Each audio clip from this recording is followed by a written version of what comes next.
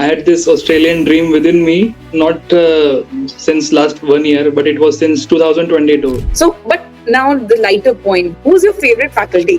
The major game-changing factor was the GTs of Academically. So, any quick last-minute advice for the students who are sitting for the exam? We have exam session in a week. AMC is a thing that sometimes we don't get updated. Sometimes the guidelines changes randomly. Good afternoon, everyone.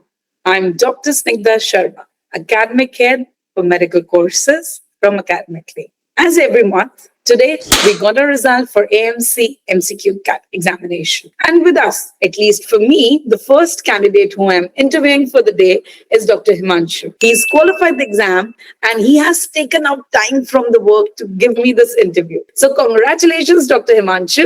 Thank you so much, ma'am. Thank you so much. How is that feeling? I mean, qualifying. It is a zeal. Like I feel like top of the world. After 6 to 7 years of being a mediocre student, I feel something I've done right. Come on. No one who has managed to get into MBBS, I think they cannot call themselves mediocre. Being a doctor is the cream of all the professions. I'm sorry. I'm going to just say out bluntly to all the engineers and everyone. We put in too much effort to where we are today. I had this Australian dream within me, not since last 1 year, but it was since 2022, in the final year of my college. Okay. And but it was not. I wasn't taking that much actions. It was only since last year I took the action and I joined Academically, which guided my pathway. Okay. But how did you find out about us? It was from like my dad found some references and he connected me with this Academically. Okay. And I spoke with Dr. Bharti ma'am and some few mentors who guided me. And it was exactly last year I bought this. Exactly 1 year. Exactly 1 year. And you have such a great outcome, right? Like today. Yes, it's good. How was your study routine and what I can see you are working. Were you working while you were preparing? Yeah. Actually, I worked for 1 year in medicine department and after that in different departments. But on June, I took the resignation and I booked the exam finally for July. And my study routine was quite, I used to maintain certain things like I used to maintain a diary. And diary has to make for a week. Like every Sunday has to give a GT, mock GT. 60 questions, like 150 questions, not from maybe from Academically and maybe from other Q bank. I used to practice.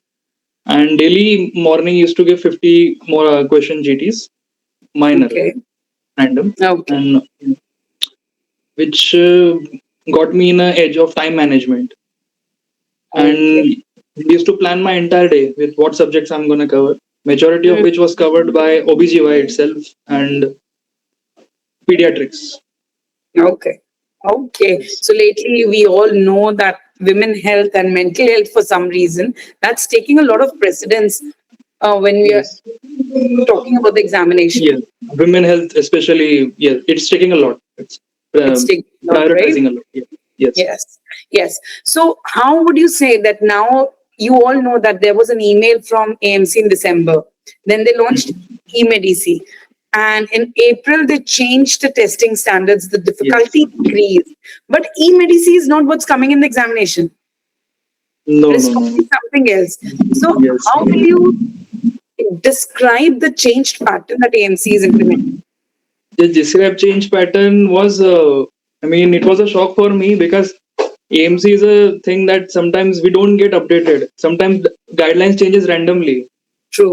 Like when trimethoxam was the first line and when it changed to nitrofurantoin, I didn't knew it. It was only after marking few questions wrong and after few sad moments that I realized, okay, this is not the case. Because basically, it was only after solving questions that I realized, okay, this is a change in guideline. I used to note these things down. I used to keep them in head while giving those. Yes. And the major game-changing factor was the GTs of Academically, in which I used to score like fairly decent, like 90, 85, that much. Yes. And I've seen like your comprehensive, even the last two tests, the full mock tests, all the 2-3 tests that you have given, you have scored really well. And you did it in a very good time frame. Yes, time frame was good. Yeah, but sometimes things didn't go in my way in Pune when I gave the exam. And maybe due to some reason, I only scored 265. But it's worth it. I will say your GTs, whatever the questions you gave, even in GTs, it was reflection of the questions what you were given in GTs were the reflection what I got in the main exam.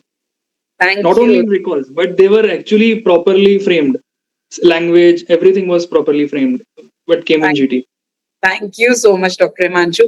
We try and do our best, but then at the end of, we are all humans. We are trying to give you the best of what we can. Yes. So, but now the lighter point. Who's your favorite faculty? Zahara ma'am. Okay, why? Zahara ma'am actually went very deep in the concepts for teaching. Yes. I felt that she is similarity with Marrow lecturers. Like for NEET, we have to go much deeper. Yes. And she went a lot deep. She even forced us to make notes. She used to, call us in between. If we get into sleepy mode, then she used to literally wake us up many times. Yeah, even I used to see her recorded lecture, but I felt that okay, fine, this is a recorded, but I used to feel that it is a live lecture. And she used to explain each and everything with mechanism of action, why it is done, which is normally not in a case of entire Australian pathway I've noticed. I didn't notice that. That's the case only with MLE and NEET. But in-depth thing which is needed, I feel, which is not in AMC pathway. So this is a thing I actually got from Zahara ma'am a lot. Okay, that's quite nice to hear, and I bet Dr. Zahra will be too happy. So, any quick last-minute advice for the students who are sitting for the exam? We have exam session in a week. Any advice for them? Last 1 week. Exam session in 1 week. Okay. Do recalls. Focus 12 hours recalls and sleep 9 p.m. and wake up at 5 a.m. Please keep updated to the recalls. Okay. Wrote them down everything and whatever. And please give GTs, at least 5 GTs. Complete every GTs and make sure you plan everything out. Don't just go overwhelmingly like what I did. Make a diary. I actually stopped updating my diary in last few days. Yes, you're not supposed to do that. You're supposed to limit the material and repeat it multiple times. Yes. So my thing was I only was focused on the recalls. And in the end of the day, in last 2 weeks, I stopped updating diaries. So don't do that. Plan every moment, every minute, and every second before you are entering the center. That's what I want to say. Oh, thank you. Because last 1 hour before, I reached in center almost 9:30. I reached the center 9:30 a.m. My entry time was 11:30. So 1-2 hours, I covered the maximum amount of day 3 recalls. Quickly, and they literally came in a different form or changed concepts. Yeah, it's basically the topic that's being repeated and not the same question. Yeah, topic was repeated. Yeah. Yes. So last minute revision actually helps a lot. It is a game changer. But it doesn't substitute the main studies. It is not substitution for last 5 days. It's not a substitution for for diary entries. Maintain a diaries if you are a long-term preparation and maintain a proper plan. And every Sunday has to be a GT day. And every morning should be minimum 40 to 50 questions from whether academically or from any other QBank respective we are using. Basically, to give that yourself that reality check. Every day is a reality check and should be daily morning. Before phone, give a GT. Before phone, give a GT. If you're watching a FIFA match, give a GT along with it.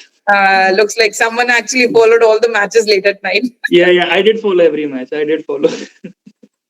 You had a motivation doing a good GT and then watching the match at night. Yes. Lal Vasilista was Argentina was my favorite team, which was my motivation through the entire journey. Since the day I subscribed the exam, was every game, every match was a motivation.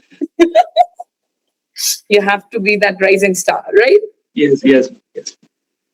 So on that note, I thank you, Dr. Himanshu, for joining us. Thank you so much. Congratulations once again. I hope to see you for the CV writing and the guidance session that we'll be doing next week. And good luck for your future journey. Thank you so much, ma'am. Thank you so much.